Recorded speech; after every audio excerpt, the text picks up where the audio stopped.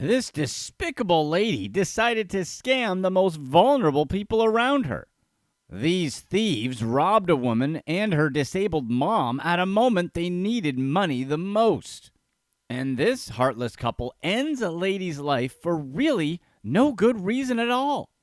Who are just some of the most heartless and despicable criminals? Let's find out the crimes you should be aware of, starting with Number 5. Continued hardship guaranteed. Natasha Hodge promised desperate people thousands in hardship grants, but instead, she took their money and disappeared. Cancer patients, accident victims, and struggling families say they were scammed. Yet, she's still out there, making new promises and collecting even more cash. Hodge ran a tax preparation and business services company in Georgia, marketing herself as someone with the expertise to secure hardship grants. She claimed to know how to fill out the applications in a way that guaranteed approval. Many victims, already in crisis, believed she had access to legitimate funding sources. For a fee, she promised substantial payouts, sometimes in the hundreds of thousands, and encouraged people to refer friends and family,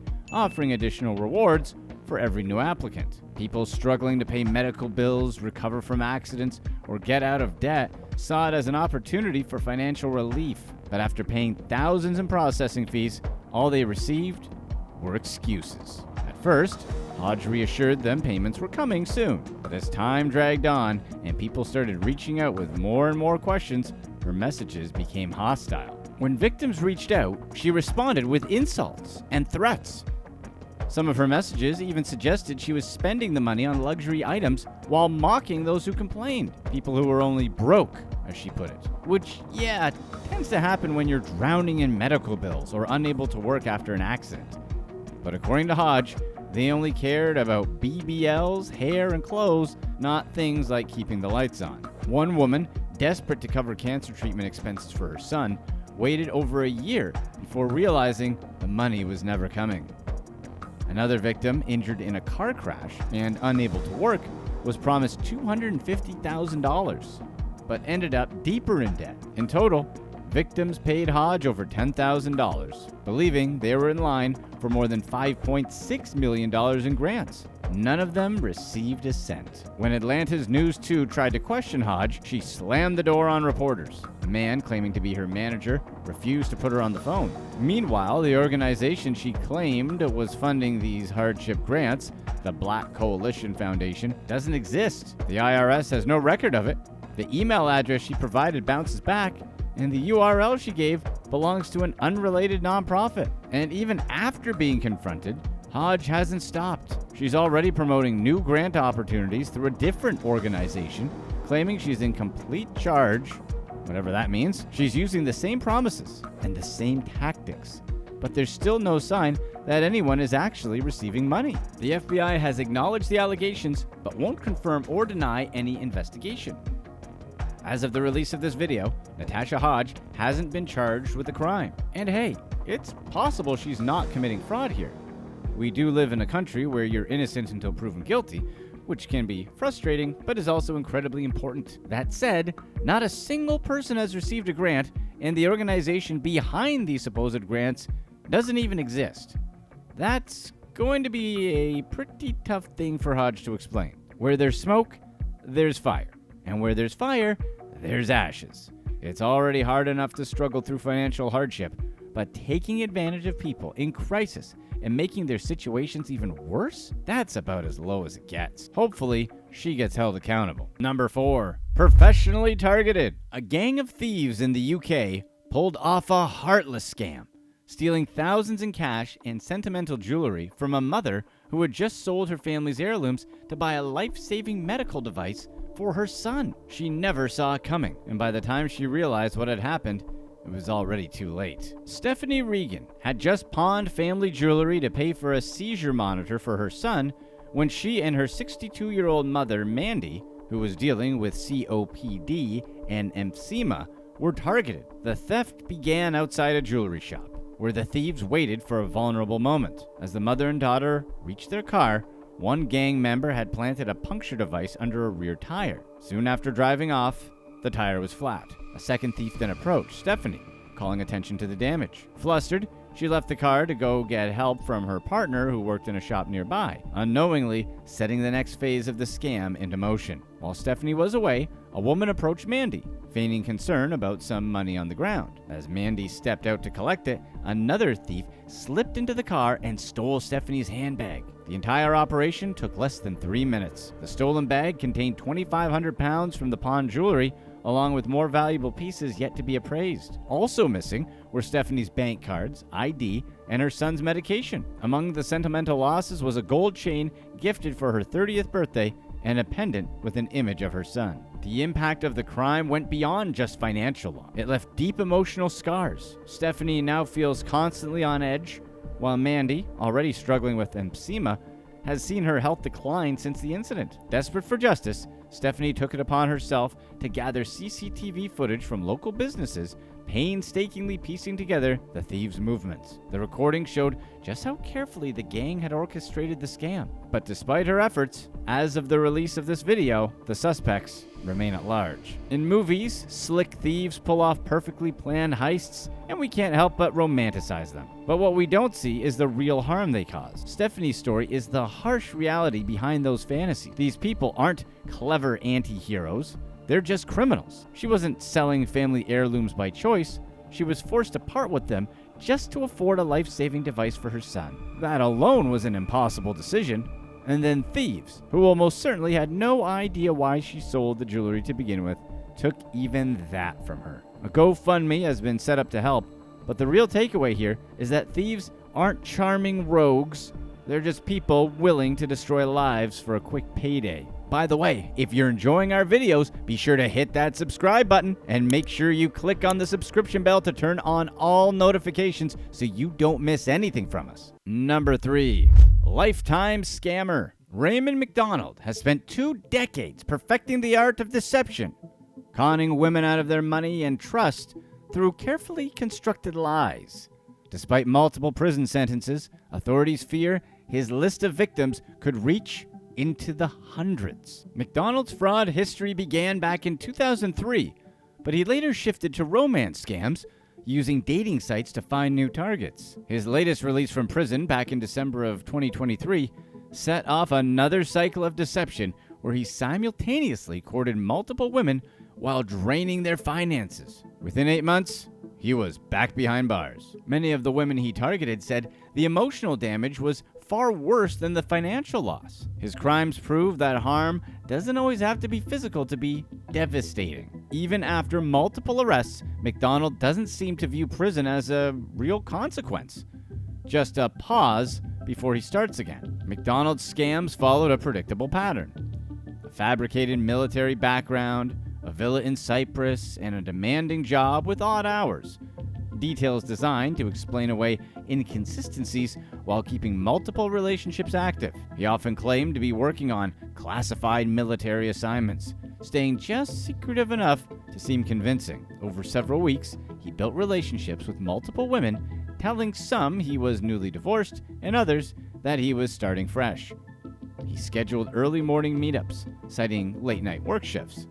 In reality, those hours were spent reporting to his probation officer. One woman thought she had legally married McDonald in the Middle East, unaware that the ceremony was entirely staged. She only discovered the truth after seeing a Facebook post in a group that exposed dishonest men, which must have been gut-wrenching. When she saw multiple people identifying McDonald as a known fraudster, she realized she had been lied to and went to the police, leading to his arrest. McDonald's family has also suffered from his lies. His sister recalled how he once gathered relatives to tell them he was terminally ill, only for them to later discover it was another lie. As of the release of this video, McDonald is serving a 4.5-year sentence, but his pattern of crime isn't exactly encouraging that his prison time will mean rehabilitation. Some of the women he deceived are now working to warn others, pushing for dating sites to take more responsibility and raising awareness. Most of his victims will likely never report the crimes due to shame, feeling as if they've lost more than just money. If you're dating online, take steps to protect yourself. Verify identities through reverse image searches and public records. Watch for red flags such as rushed relationships, inconsistent stories, avoiding in-person meetings, and financial requests. Never send money or share financial details. Use social media and exposure groups to check for known scammers. The best way to stay safe is to stay informed. Number 2. Faking Christianity. Kelly Shannon, a former pastor and Christian rock singer from Warwick, Rhode Island, built a reputation on faith and trust. But behind the scenes, her actions told a much darker story. From fabricating a shocking accusation to manipulating teenagers under her influence, the truth finally came out. But when her punishment was handed down, the only thing her victims could do was shake their heads in disbelief. Kelly Shannon developed an unusual relationship with a 13-year-old boy through her involvement in local Christian communities and youth activities. She presented herself as a mentor and supporter, offering guidance to gain his trust. But over time, her influence crossed the line into something deeply inappropriate, setting off alarm bells for the boy's parents. Despite his mother's objections, Shannon stayed in contact with him, gave him gifts, and even conducted a symbolic wedding ceremony between him and his girlfriend. When the boy's mother took legal action to cut off Shannon's access to him, Shannon retaliated in a way that would nearly ruin his life. Shannon had falsely accused the kid of apparently forcing himself on his girlfriend and later claimed that he had violated a no-contact order that was put in place after the initial accusation. These claims led to the boy's arrest, placement in a juvenile detention facility, and electronic monitoring. However, the case against him was later dismissed when the girl later admitted that Shannon had coerced her into making the false allegations. Beyond the false reports, Shannon also exercised an inappropriate level of control over the girl's personal life. Investigators found that she had managed the girl's social interactions and manipulated her online presence in a way that raised serious concerns. Shannon had pretended to be her, sending messages on the girl's behalf, and dictated how she could interact with certain boys. According to investigators, Shannon would show the girl these conversations and tell her what was expected based on what had been discussed, such as agreeing to meet up or engage in certain behaviors. Further investigations revealed more, let's just call it troubling, content on Shannon's electronic devices. It's what you think. But as part of a plea agreement, the charges were modified, allowing her to avoid mandatory registration as a specific type of offender. In the end, Kelly Shannon was sentenced to 5 years in prison, but due to the terms of her plea deal, she was only required to serve 18 months under home confinement. The remaining 3.5 years were suspended with probation, meaning she wouldn't serve additional time unless she violated the conditions of her sentence. She also received 1 year of home confinement for each of the 2 counts of filing false police reports, but those sentences ran concurrently. For both teens, the damage was life-altering. The boy was branded a criminal for a crime he didn't commit, suffering public shame and legal restrictions. The girl endured relentless pressure, manipulation, and a loss of control over her own life. Their families were outraged, arguing that Shannon's punishment didn't even come close to matching the harm she caused. And they're absolutely right. The punishment should fit the crime. But in this case, it barely amounted to a slap on the wrist. Number 1. The path to prison together. Vahandre Presley and Gabriela Torres were sentenced for their roles in a tragic home invasion that claimed the life of 60-year-old Patricia Eifert. Presley received life in prison without parole, while Torres was sentenced to 30 years. But the craziest thing was that after everything that happened, they didn't even bother trying to get away. They casually stayed in the neighborhood, breaking into more cars and homes as if nothing had happened. On the evening of July 27, 2021, Patricia Eifert was at her daughter's newly purchased home in Garland, Texas, helping with renovations. She had just informed her workplace of her plans to retire and was excited to assist her daughter in settling into the house. While she was inside, Presley and Torres drove through the alley behind the home in a black sedan. Surveillance footage captured them exiting the vehicle and slipping through the open garage. Presley entered the home while Torres rummaged through the garage and Patricia's car, grabbing anything they could take. Moments later, the two ran back to their vehicle, their arms full of stolen belongings. Sometime after they fled, Annie Bryant's husband, Joseph, returned to the house, only to be met with a tragic scene. Patricia lay unresponsive on the floor, with her ending coming soon. Desperate to save her, he immediately performed CPR, futilely hoping she might still have a chance. But it was too late. Investigators linked Presley and Torres to the crime using surveillance footage, a vehicle description, and tips from the community. The pair were also tied to additional burglaries in the neighborhood that night and a hit-and-run incident where Presley reportedly brandished a firearm at another driver. Presley, who had a prior criminal record, was arrested in February of 2020 for aggravated robbery but received a reduced sentence for firearm theft. He was out on probation at the time because, of course he was. Torres also had previous convictions for possession and retaliation. During Presley's trial, prosecutors detailed how he and Torres targeted the home with forensic evidence placing him at the scene. Despite his attorney's claims that there was no direct evidence of him inside the house, the jury found Presley guilty of capital charges, leading to his automatic life sentence without parole.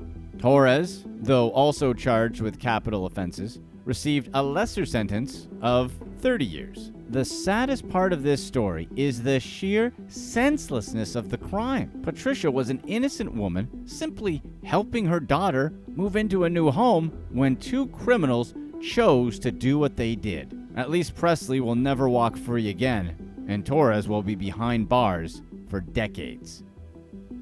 Click to watch one of these next videos.